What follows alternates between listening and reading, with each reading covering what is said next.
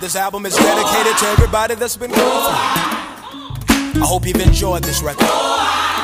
I hope it's ministered to your heart and soul.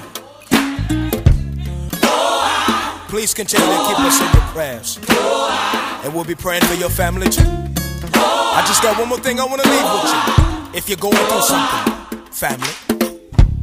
When I cannot hear the sparrows sing, when I cannot feel the melody, there's a secret place that's full of rain.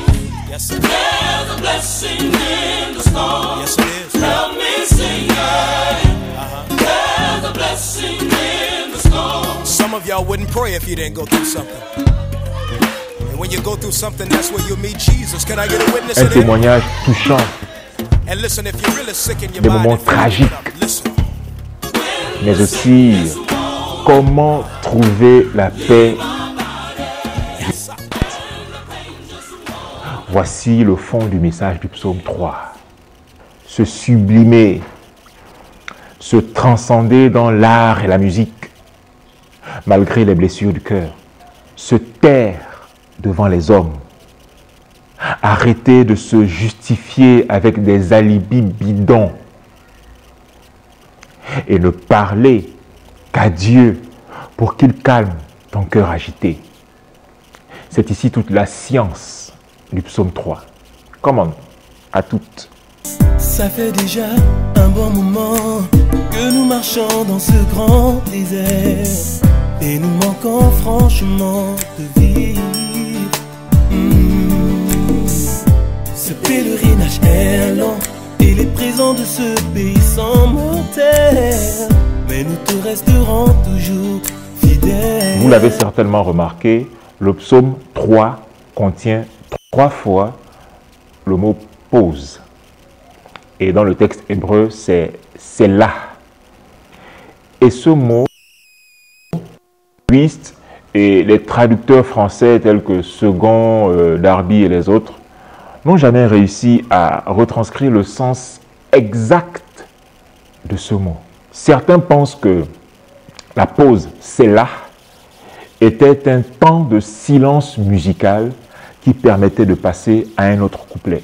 D'autres pensent que cela était un temps de silence musical qui permettait de méditer sur la vérité spirituelle communiquée par Dieu dans le couplet précédent.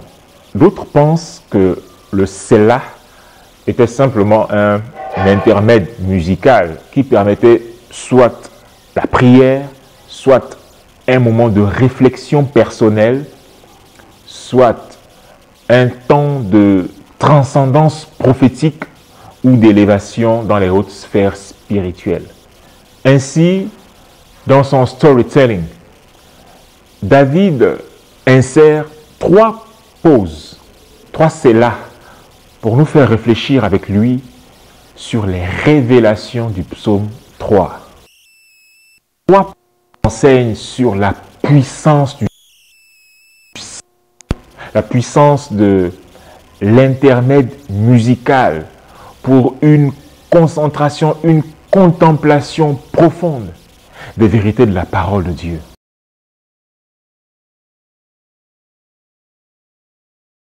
David était tourmenté par la trahison de son fils et toutes les humiliations subies.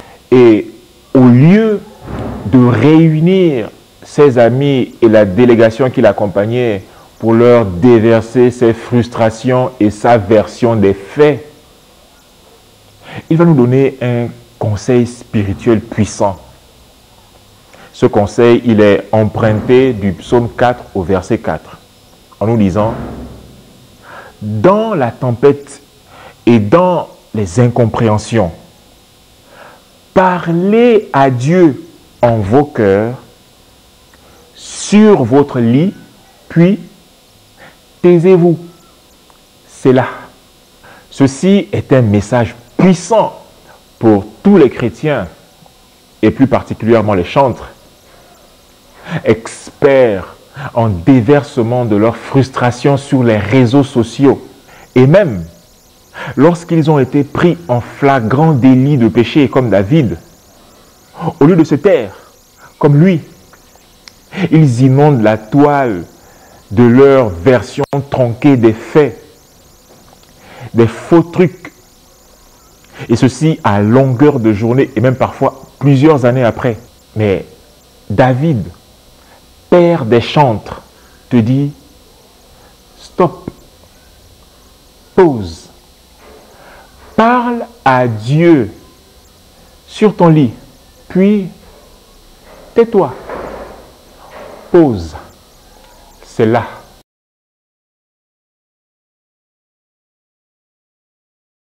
Parfois, en plein milieu d'un chant, on se taisait et on réfléchissait. Le Selah était une technique musicale à haute portée spirituelle.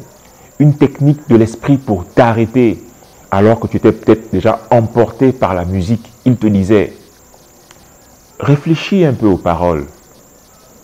Réfléchis un peu à ta vie. Arrête de chanter. La mise en pratique du Selah était une preuve de maturité spirituelle. En effet, arriver à ne pas rétorquer n'importe comment, arriver à ne parler qu'à Dieu au lieu de parler à sa bande d'amis et à recevoir son toucher seul avec lui. Seul.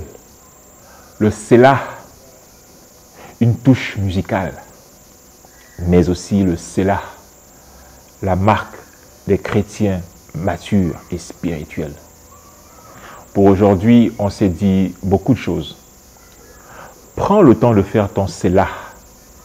Allez, Selah. Ce pèlerinage est long et les présents de ce pays sont mortels, mais nous te resterons toujours fidèles.